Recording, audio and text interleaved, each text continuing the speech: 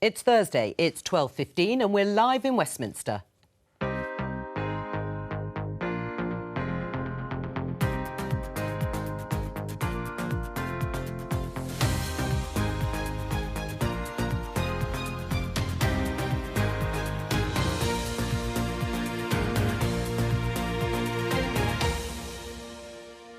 Joining me, Conservative MP Damian Collins, leader of Plaid Cymru Adam Price, author and activist Shola Mos Shog Bamimu, and Conservative commentator Albie Amankona.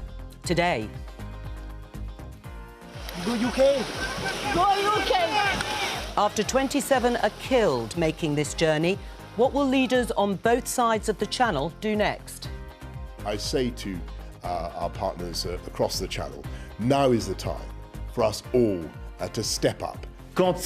When illegal migrants have arrived by the shores of the English Channel, it is already too late. French police watch on. Would joint patrols make any difference? After Azim Rafiq exposed racism in cricket, is diversity training the answer? We'll talk to Adam Price about his new deal with the Labour government in Wales.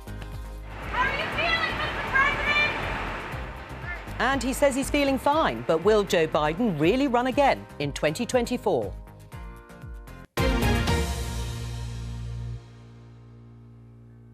Let's start today's programme with the tragedy that unfolded at sea yesterday in the Channel. Let's show you pictures of the scenes yesterday morning on the French coast.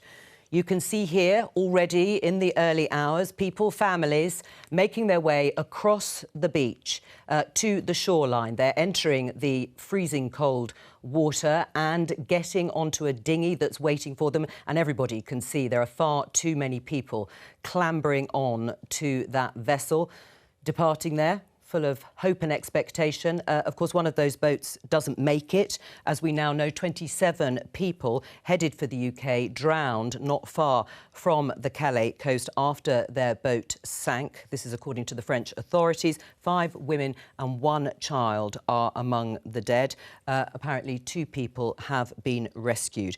Before we talk about the politics and some of the blame that's being placed on both the UK and French governments by each other, let me just get reaction from the panel and my guests. Damian. Well, my constituency is over the other side of the Channel, so this is a problem that we've been very well aware of for a long time. We've warned there would be a tragedy like this. This was an avoidable tragedy, and I hope it is now the catalyst for getting this problem resolved once and for all. What did you think when you heard the story, Adam, and saw the pictures?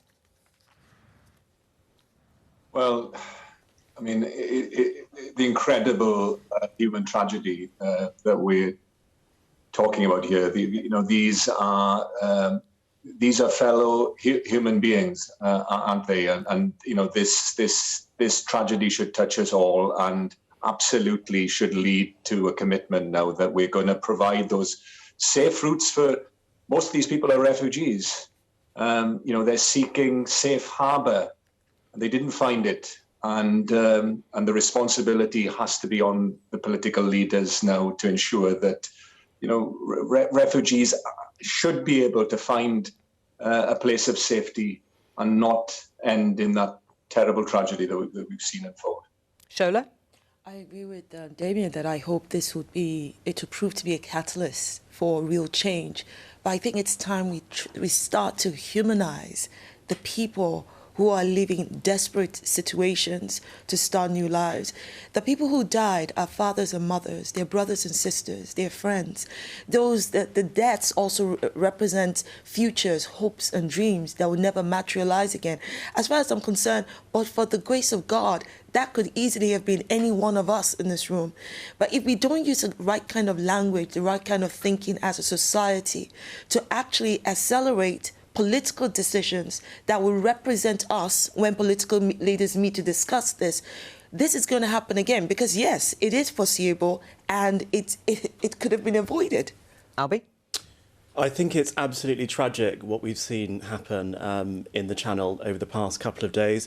And I think after a period of time where we've seen so much death, which has arguably been outside of our control, to see 27 people die when it could have been avoided with the right government interventions from both the UK government and the French government, I find it a little bit unforgivable. So I really do hope it is the catalyst for change that Damian says it should be. Well, of course, people will be perhaps surprised and horrified to learn that despite yesterday's deaths in the Channel, the crossings have continued this morning.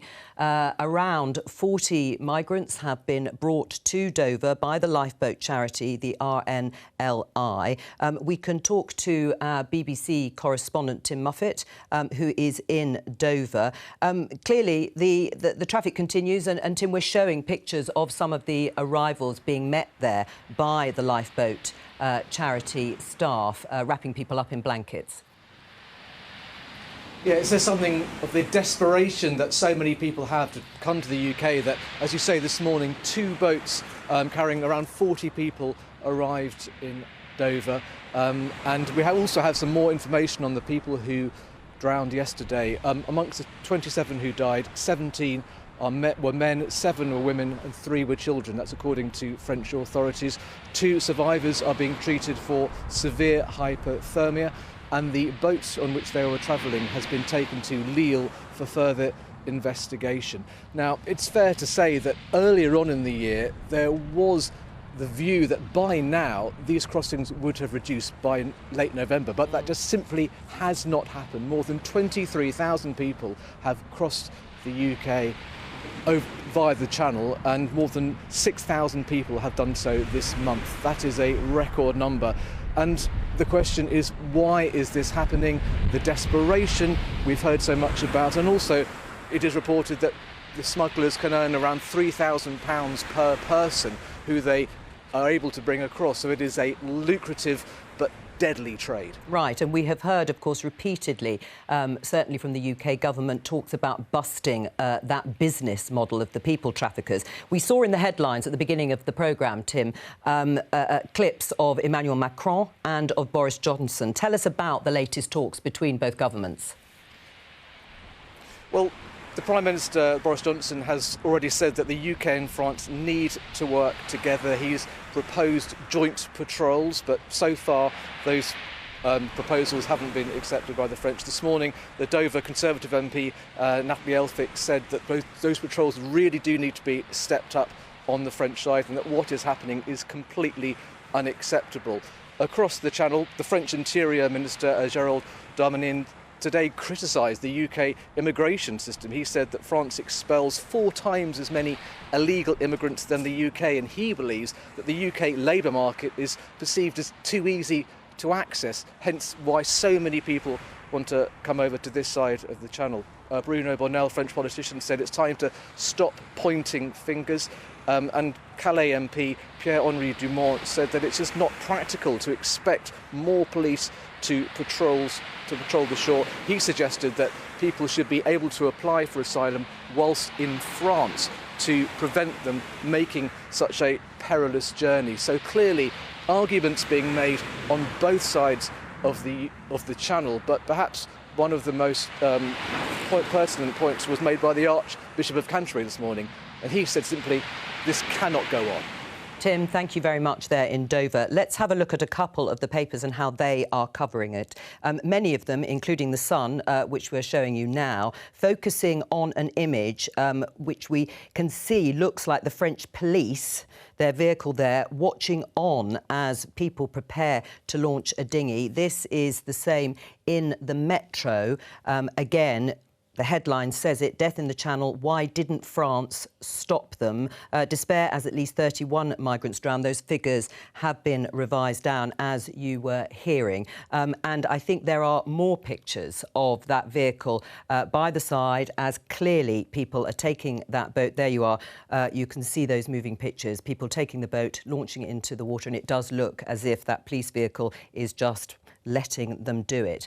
On the basis of that, Adam, many people will watch on and agree with what the UK government has said, that the French are failing in their duty to stop this trade in human life. Well, no, I think the key solution is to provide a safe route for refugees to to have access to making those asylum applications, and that's the problem at the moment. There are no safe routes. There are only dangerous. But do you accept? But do you accept that people? I know you can't see the pictures that I'm showing, but I've described them to you. But do you accept people watching those will think, why are the police not stopping that boat getting into the water and stopping those people risking their lives? But the UK government's own impact assessment on the Nationality and Borders Bill said that if you take a route, a policy based on upping the deterrence, if you like, there is a real risk there that what people would end up doing is taking even more risky and dangerous ways of trying to get into the UK. And there's no evidence that kind of approach based purely on deterrence would work. So what we need to do is to ensure that there are those safe routes for people that are, but the Refugee Council said that the majority of people trying to cross the channel are refugees, yeah? All right. And we've signed up into international law, which says that we need to welcome and accept refugees. All right, and you've made that point. You've made that point very clear, and I will get Damian to respond. But first of all, Albie, it's true it's not just a UK government issue, is it? This? No, it's absolutely not just a UK government issue. It's a British and French government issue. And what we really need to adopt is a firm but fair approach. Yes, I agree with Adam. There should be safe and legal routes for migrants to make their way to the UK safely. But we also need a deterrent to stop people from making that crossing in the first place. I think what might be a good idea is that anyone who crosses the channel illegally should be sent back to France, so it's a deterrent, so that they know they won't be successful. But also at the same time, we have safe and legal routes where people can apply for asylum from their home countries, so they're not making those dangerous journeys to Europe in the first place. That's how we break the business model. Shola? So first of all, I think it's disingenuous. These headlines, we should all be hanging our heads in shame, but I mean, there are also reports of French patrols stopping other crossings. And yes, they should have stopped this one, but it gives the wrong, I think, impression as though they're not doing anything. And the other thing is, I find it reprehensible, these back and forth between both governments pointing fingers at each other because they're both to blame. But also think about this, in order for us to be able to really address this issue, I'm tired of deflecting blame to just the traffickers. The traffickers are only part of the problem.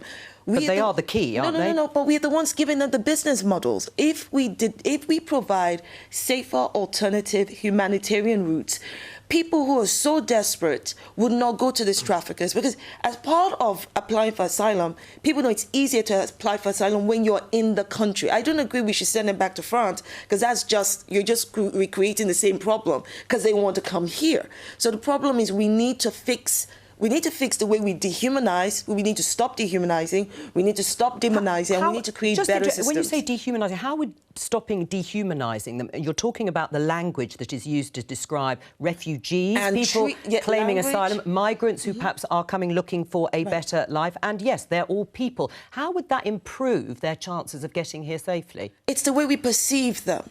And the way you perceive people will impact how you treat them, how you process the applications. Right. It will also impact the way society is made to think about them. If we have headlines that see people who are migrants as either thieves, as people who want to come take your jobs, and see them as other people, then that means that we will not be preparing the right kind of system to support them and support us. Damian, some of the practical proposals that come forward, border officers on jet skis, return agreements, money for French police patrols. We don't yet know if some of it or all of it has actually gone to France. Plans for offshore immigration centres to process asylum claims. All of these ideas have been talked up, and yet this continues, and you haven't got a grip of the situation. Well, let's be really clear. President Macron said when the migrants get to the coast, it's already too late. He's right. How do they get to the coast? Through France.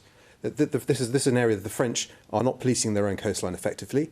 We've offered joint patrols. I think that would be a much better idea, to have much better surveillance along the coast to try and stop people getting in the water. Once the boats get into the water, turnaround at sea can be very problematic, particularly if the conditions aren't right and the vessels don't want to be turned round. Once they reach the UK, or once they reach UK waters, even territorial waters, they can claim asylum here.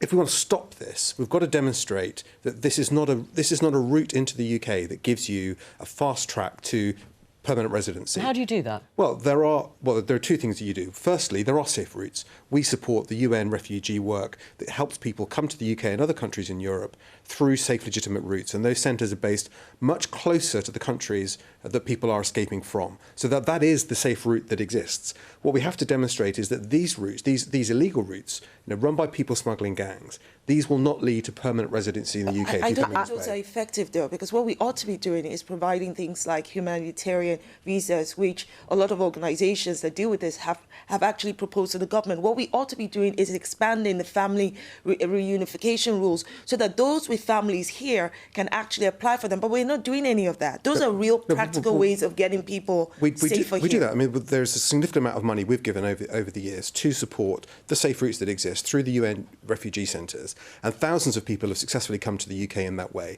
The trouble is, every time a crossing is made, and in last week we had 1,000 in a day. So it's not one or two boats. This is happening every day, with increasingly large numbers of people. And I can't believe that the French do not have the resources on their own to detect the boats as they get into the water, or before they get in the water, to identify the gangs that are trafficking people through. And the more people that get through, the bigger incentive it creates, the more likely people will be drawn to trying to come in this way. And we have to stop this. Adam?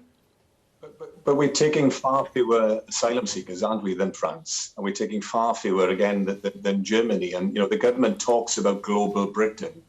But shouldn't part of that be taking global responsibility for a global issue, which is displaced people, fleeing persecution, fleeing war, etc. And we're not actually doing our bit in responding to this glowball challenge. We need, in pure numbers, people talk about the numbers, but actually Britain is not doing the same as many of these other larger European countries. I don't think that's right at all. I think we take a very large number. We take a very large number of asylum seekers in this country. We support direct action in the regions that are affected through the United Nations to support refugees that want to come here as well. But by allowing these routes to continue, don't talk over. Hang on, Adam, don't talk over each other. I will come back to you, but I'm actually going to use this as an opportunity to interject on the numbers, Damian. In 2020, there were around 6 asylum applications for every 10,000 people living in the UK. Across the EU27, there were 11 asylum applications for every 10,000 people. When compared with EU countries, the UK ranked 14th out of the individual countries in terms of the number of asylum applications per capita. Now, that puts it into context when you say that we are taking many people, just so people understand exactly how many people we are taking compared to other EU countries. Well, we take a very large number, as other EU countries do as well, and there are different reasons why people claim asylum in different countries. What we're talking about here, though, is we will see more deaths and more tragedies in the Channel if we allow these crossings to continue.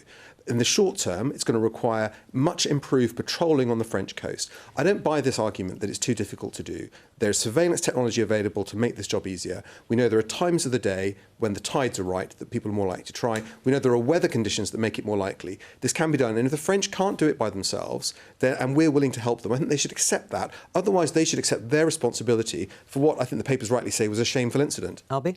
If I may say, I don't necessarily think it's the number of migrants that the British people have an issue with. It's about the lawlessness and the callousness of the crossings that are made and the criminality which is associated with it, which is why it's so important that we establish some safe and legal routes. And my argument would be there may be UN schemes in place, but are they working as effectively as they could be? And maybe we need to look at reforms to those as well. Right, Damian, you admit, like your Conservative colleague Edward Lee, that we, as in the UK government, have lost control. That's true. Well, this is going on in a territory we can't patrol. So if it was the UK police patrolling the French coast, if it was the UK border force patrolling in French waters and it was happening, then we could say, yes, we've lost control. But we are limited in what we can do because this is another country's territory. As President Macron said, it's too late when they get to the coast, in which case the problem has to be addressed within France itself. Well, I think we should put this in the right context. The only reason I kind of push back on this narrative that it's France's problem, I don't think it is France's problem because these people want to come to us.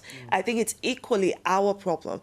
Yes, there should be a cooperation agreement and effective, practical, operative way of dealing with this. But I think we need to change this thinking that France is to blame. France, it is you. The problem here, because it pertains to us and they want to come to us. It's our problem. I would say the problem here, last year, 8,000 people made these crossings. This year, over 20,000 people have made them. It's a very significant escalation.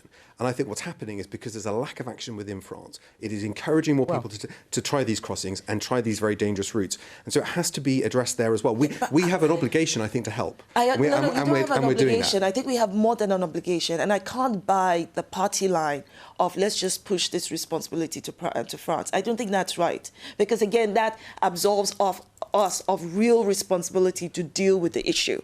I think that we must look at this as this is our problem. This is our obligation, not just a passing thing. Let's help you out, France. I don't think that works. Well, a few years ago, I visited the Calais jungle and met families staying there. The number of people that have come across this year is greater than the population of the Calais jungle at its peak. And there was always the French government always used to say these people want to come to the UK. I remember meeting families there who said, we've tried to claim asylum in France, but we can't. Or the conditions that are offered by the French government are so bad, we'd rather come to the UK. This is a far more complex picture. But the more people are encouraged to believe that if they get to the French coast, they can get to the UK, the more we'll try. And that is what we're seeing. And France has to do more to help us with this. Well, it's interesting you raised that issue of the people that you spoke to when you were in Calais, because you tweeted yesterday, we have to show that the crossings are futile and will not lead to a permanent right to stay in the UK. And as again, we'll ask you how you think the government is going to be able to do that. But if we look at this is a piece, my colleague Lewis Goodall at Newsnight, talking to migrants, asylum seekers in the Calais camps. And this is what they say about France. Police, French police, taking all our items belongs to us. They have destroyed all our tents, sleeping base, and foods, water. From our perspectives, from your viewpoints, France is a safe country, but actually is not. And that's the issue. They don't think France is a safe country. Well, certainly not this gentleman here, Albie. Absolutely, and we have heard lots of reports from migrants about how awfully they're treated in these French migration camps. So it's no doubt that they want to come to Britain where they're treated more fairly. And so in that sense, I do agree with Damian. It is also a French problem if the conditions in France for migrants are so bad that they feel they have to flee to Britain. That's a shame on the French. All right, Adam, final word just before we move on. Well, look, I don't think we can absolve the UK of its responsibility here. We are not taking our fair share of the global refugee crisis at the moment, and that responsibility is one that the UK government has to accept, and unfortunately they're not at the moment, as we've just said. Right, but you've called for Wales to become a nation of sanctuary, as has the current Welsh government. How do you account, though, for Wales taking half the number of asylum seekers, as, for instance, compared to the West Midlands? Well, we don't have control of migration policy. We don't have control of the Home Office at the moment. That's not devolved to Wales. We want it to be devolved to Wales precisely because we would want to see a much more humanitarian policy and we would want to see an independent Wales being a good global citizen and opening our nation up as a nation of sanctuary to people that deserve our support at the time of great need. That's the kind of nation that we want to be in. Unfortunately, while we're within this United Kingdom, we're caught within a state that is, increasingly reactionary in its attitude towards migration, like so many other things. Damian, quick reaction before we move on. Well, I'm sure one of the issue in my constituency in Kent we have to deal with is unaccompanied younger asylum seekers who at the moment have to stay in the place where they arrive in Kent. We have too many that we can be safely accommodated. There's a voluntary dispersal scheme. I'm sure if the Welsh Government came forward and said they would like to take far more of that to ease the pressure in Kent and elsewhere in the UK, I'm sure everyone would be very happy to hear that. OK. We're going to move on. I'm going to show you this from The Telegraph. It's on the front page. It says that ECB, English Cricket Board, is going to insist on diversity training plans. Diversity training for all cricketers to form part of ECB's 5-point plan to tackle discrimination. I think the plan is going to actually be published tomorrow. It's going to have diversity training for everyone involved in the sport, from the England team to the village green, so right down to the grassroots. Now, this, of course, comes in the wake of very powerful evidence and testimony from the former cricketer Azim Rafiq. He gave that evidence last week. You can see him here in Westminster going into the Select Committee hearing. He talked about inhuman treatment while he was at the Yorkshire Cricket Club. Racist abuse that cost him his cricket career. It's opened up far wider issues into the sport. If we go back to the intervention that is being proposed by the English Cricket Board, this diversity training, is that appropriate, Shola? Will it work? Okay, so first of all, I would like to know what the content of this training would be. Using the word diversity sounds pretty broad to me, because diversity is not just about race, but other things. And what Rafiq brought out was about the racism he experienced. I would want to see what the content in this would be. Plus, it can't just be training. There has to be accountability and transparency, which is what the cricket club utterly failed at. And that's because clearly the people at the top of this cricket club had zero training or understanding of how they should be responding to issues like this. There has to be transparency, there has to be accountability, and I have zero interest if the training is going to be one of those unconscious bias training or, you know, first of all, I always say there's jack all that's unconscious about bias. Bias is simply waiting for the right circumstances to trigger it. But if you're going to have training in which people are going to go in the same way they came out, your training is useless. So I'm going to reserve the rest of my comment until I see. Well, that sounds quite wise. We don't know the detail, as Shola has obviously outlined there. But your initial reaction to the idea of diversity training, whatever that looks like eventually, right down to grassroots. I always welcome more training and education for organisations, but I always find that diversity training is a very easy get-out for organisations that want to serve their race or women issues or gay rights issues and so on and so forth. There's actually not much evidence that a lot of these ethnicity training schemes work. So the Harvard Business Review did a study into Fortune 500 companies in the US where virtually all of them have diversity training. And they actually found it wasn't that effective at all. And what, in my opinion, is much more important is that we see a real cultural change in these organisations and institutions. I think it's too socially acceptable to be casually racist, casually homophobic, casually misogynistic within sports and within wider society. And we as individuals need to take responsibility for that and call it out when it happens. Right. Adam, what about your response to what the ECB may well be doing from tomorrow when it publishes its plan? It's not just about cricket, is it?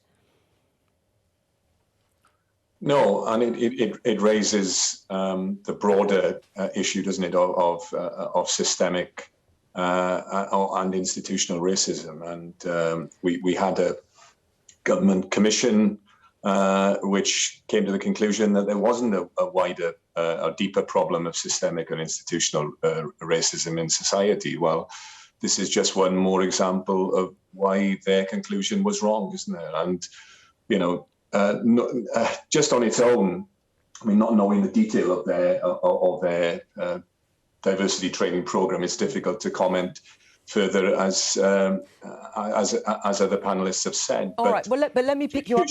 But surely, you know, getting to grips with systemic, deep structural racism requires something far deeper than a training program. You know, you've got to understand the nature of power within those organisations and how you're going to completely bring about a transformational program of change. Right. And that's what we need to see within this organisation and within cricket, as we need to see within wider society. I mean, look, in Wales at the moment, right? In Wales, if you're a person of colour in Wales, you are 7 times more likely to be imprisoned than a white person. All right. Well, let me put some of this. Systemic racism. Let me put some of this to Damian, Adam. I mean, just responding initially, what do you say to what Adam has outlined?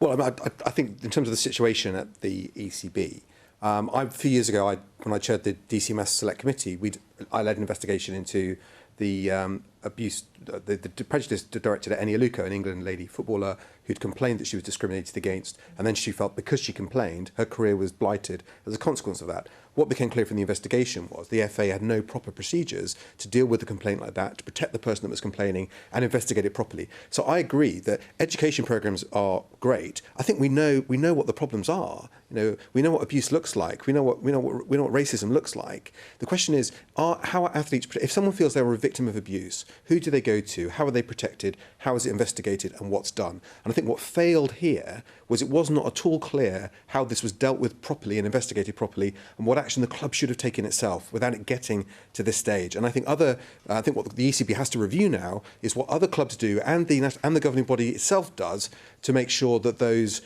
routes of complaint and redress work within the game. And I take your point on that, Damian, but I'm just going to draw from what you said to what Albie said when he talked about how casualized racism is. This is the problem. We think people know what racism is, but the reality is that people do not. Racism, there's nothing casual about racism, there's nothing casual about anti-Semitism, nothing casual about Islamophobia, but what you find is that all of these expressions of hate have been so normalized that people think certain words or certain actions is okay, so that individuals, and this goes to your point, about the importance of individual responsibility. Because yes, we need to have the right processes in organizations, but I need and I want processes that not only works in the organization, but helps us to change the paradigm outside the organization. But that starts with individual responsibility. And until people at the top and those at the bottom are ready to look at themselves in the mirror, remember the song by Michael Jackson? Look at themselves in the mirror and go, what am I doing wrong? When I said this, or why do I have a conflict when I think about this situation? But people are not doing that. They're waiting for activists or grassroots activists and the like, or someone like me to come educate them on what racism is. And then not that I'm doing so, when I resist the ignorance, it's, oh, you're not trying to educate us. It is not my job to educate you, especially when we're talking about grown-up people. And I do understand that we need to work together. Because when it comes to anti-racism, it has to be everybody, black, white, and brown, that works together to achieve it. But to his point, which is a real one, it's been so normalized that people do not even understand where they're going wrong. I agree with you. We need education, but we also need the processes in order to address the problems. Albie? But I think one of the most shocking things that I heard in Azim's testimony last week was that actually he used all of those channels that were at the Yorkshire County Cricket Club, and they all failed. So we can talk about what schemes need to be in place, but if they're not working, then perhaps it's a broader cultural change that we need to see. But would you agree, Albie, that one of the reasons, if not the key reason that it didn't work, is because there was no accountability? If people knew that their jobs were on the line, their reputation was on the line, they would have taken more notice, especially those at the senior level. How could that club come out with a report after hearing everything he said and said there is no racism? How does that make sense? It's banter. Well, I agree with that, and it's very similar with the case with Eni Aluko. And the thing is, they paid lip service to a proper investigation. It was never done. There was no proper accountability or transparency, and no proper protection for the person that raised the complaint in the first place. Right. Can I pick up something Adam said? I mean, Adam, you referred to the Commission on Race and Ethnic Disparities. You said their conclusion was wrong. One of their conclusions was the UK society no longer is rigged against ethnic minorities. You've talked about casual racism, not normalising it. But do you agree or disagree with Adam that there is structural, institutionalised racism, which is actually at contradiction to what the Sewell report said? I think there were some parts of the Sewell report which I did personally find difficult to stomach. The claims about institutional racism not existing was one of them. But what I would say is that a lot of the commentary about that report has been about this claim of institutional racism not existing, when actually there were 24 fantastic recommendations in that report which will really change the lives of millions of ethnic minorities in Britain if they're implemented. And there's been absolutely no debate about those recommendations at all. That's what we need to be talking about. But nobody can take... I'm so sorry. I'll come back to you in a minute. Adam, did you want to respond? Yeah, well, look, I think this question of structural institutional racism goes right to the heart of the matter, and I refer to work done here in Wales by the Wales Governance Centre, which showed that we have a deeply racially unjust criminal justice system with, a more racially disproportional than the United States, which is, the prison industrial complex there and its racial injustice is often cited as, as one of the worst examples in the world. Well, in Wales, it's actually far worse if you're a person of colour. All right. So there are deep unresolved questions here about the deep-rooted nature of racism. Let Albie respond. Adam, this is a really serious point. Have you read the 24 recommendations of the Sewell report, all 24 of them?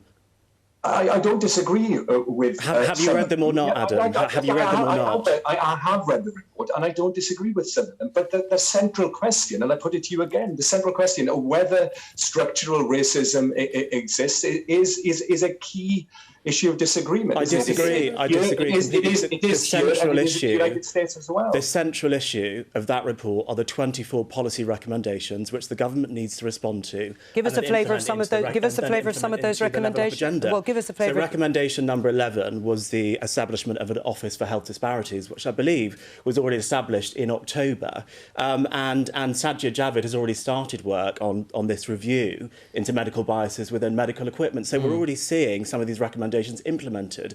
But what we need to be discussing are the 24 recommendations, which ones should be implemented, how quickly they can be implemented, and how effective they will be at solving racial disparities in this country. I think it's all well and good to have recommendations, but those recommendations mean absolute jack all if it's premised on the notion that racism is not systemic and institutional. That is a key point. The most important component of that report is ignoring, it's absolutely telling a lie in saying that systemic racism doesn't exist, which means those recommendations will not go in depth to deal with the issue. It's going to whitewash it. It will absolutely gloss over it.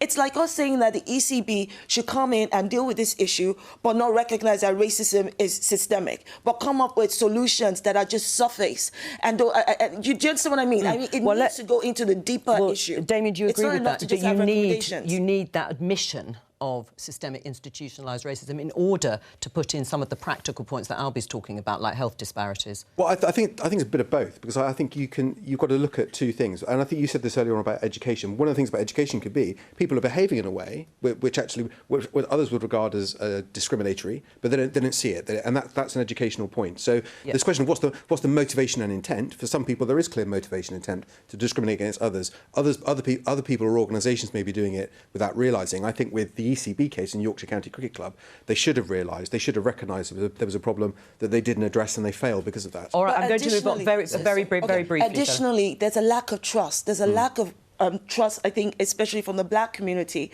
in whatever the government is trying to do, because this is not the first time the government has come out with recommendations. We had the David Lammy recommendations, we had the recommendations following Stephen Lawrence's death.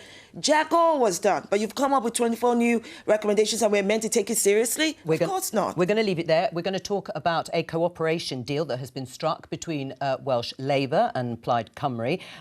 It's not an official coalition, it's a bespoke agreement, it's called. 3 years, covering almost 50 policy areas, including the delivery of free school meals to all primary school pupils, a commitment to bolster the Welsh language, and exploring an increase in the number of Senedd members. Let's take a listen to the announcement.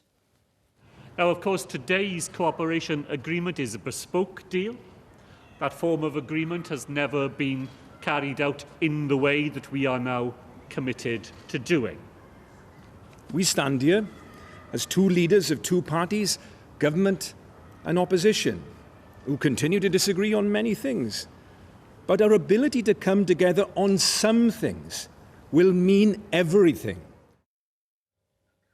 Adam, what are you actually getting out of this deal? Because none of your members will be joining the government as ministers or deputies.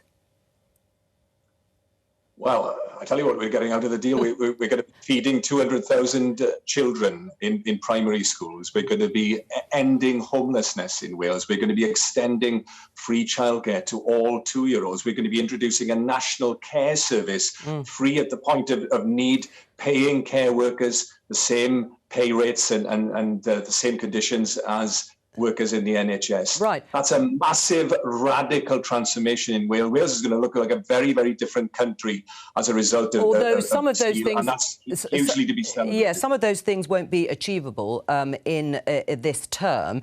Some of them are more long-term. But people will ask, your core principle, you disagree on constitutionally. Why join a non-independence party? Well, the heart of the agreement as well is an agreement that we will be strengthening the Senedd. So we're creating a Senedd that will be ready for independence, because it will be diverse. It will have the whole range of views and society represented within it. So we have a democracy that actually is inclusive. And also, we've got the Constitutional Commission, and through our negotiations with the Labour government, we were able to agree that that Constitutional Commission will look at the whole range of future options for Wales, including independence. All right, let's just show you, or show you, you know, you wrote it. Let's show everybody else this tweet. Not for us, says Adam, the pompous theatre of Westminster's green benches 2 sword lengths apart. Our chamber is a circle to remind us that our differences of philosophy or position should not become a barrier to cooperation or respect. What do you make of that, Damian? Well, I don't agree. I think it's just words. I mean, I think the reason... Well, they are words, that's true, but... The reason in Westminster, there is a government and there is an opposition, and what you recognise is, in Westminster, is a government can't function unless it has a majority of MPs, and therefore people make a decision to support that, and then we have that, obviously, with the Conservative Party with a big majority. We've had it with coalition governments in the past, and I think the centre of that is healthy challenge and healthy debate. You either... On most motions, there is a vote for or there's a vote against. There's not a vote for, you know... Well, there can be a vote for doing nothing, that's abstaining, but, you know... Yes. There's not, you know, ultimately, government governing is making decisions, you know. Adam? Yeah, look, I think people are tired of the sort of Westminster kind of adversarial political culture. I think in many European countries which have more proportional electoral systems, they also have a political culture which actually values cooperation. You know, the sense that no party has a monopoly on good ideas, on the truth or virtue. And actually, we should be trying to create a democracy where it is possible to reach across our differences, because some of the challenges that we face, we need that creative, collaborative approach, which sadly is so lacking in Westminster. What's your view, Albie, of the cooperation and more harmonious politics in Wales?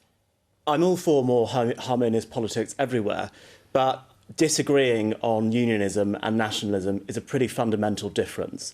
And I just wonder, if you were a Welsh Labour voter who was pro-staying part of the United Kingdom, how you would feel about what is essentially a coalition, even though they're just calling it a cooperation agreement. Well, I agree with that. I think if you've got an agreement between a party that says it's a unionist party and one that is avowedly nationalist, how can they work together effectively to support a common agenda? I think it seems like too big a bridge to cross. No, do you think they can work together well? I think that's definitely up to the individuals in question and up to those who vote for them. If they can and they are able to demonstrate that kind of union and cooperation, let's see how it goes. All right, I mean, you're struggling on the union, aren't you, really? I mean, you know, this is a Labour government joining with Plaid Cymru successfully. Well, I mean, I think people of Wales, and if you take their Westminster election votes, overwhelmingly vote for unionist parties, be they Conservative, Liberal or Labour, and Plaid Cymru is a very small force in Wales compared to the strength the SNP has in Scotland. Adam? Well, no, what we have in Wales is a supermajority for self-government. Yes, we want to see an independent future for Wales, but the Labour Party said that it wants to see a home rule or radical federalism. But where we all agreed is that we want to see Wales making more of its decisions for ourselves, so that we can introduce these progressive, radical policies that are going to make such a tangible difference to people's lives. And when we compare and contrast that, of course, with the regressive policies from Westminster, we're so glad that we have our Senedd here in Wales. All right, I'm sorry to interject. We just got time very quickly to show you this headline in the Times. I'm running. Joe Biden tells warring party. Very quickly, yes or no. Do you think he really will run in 2024? Shola, he'll be turning 82, I think. I don't think his age should be the issue. The question should be, should he run? I think the role Joe Biden should do right now is to prepare the way for a progressive leader and wipe out the Trump era. That's what I think he should be doing. Albie? Very quickly. I think that if he's healthy to run, he has to say he can run. That would be an untenable position to say that he's not going to run. But I would love to see politics just generally get a little bit younger. It would be great to see Nikki Haley versus Alexandra Ocasio-Cortez. That would be an election. Not her. Yes, Trump, Biden? Who knows? But I mean, the American people knew how old he was when they voted for him. Well, that's fair enough. It's not a bad age, by the way. Thank goodness. That's all we've got time for from all of us here. Bye-bye.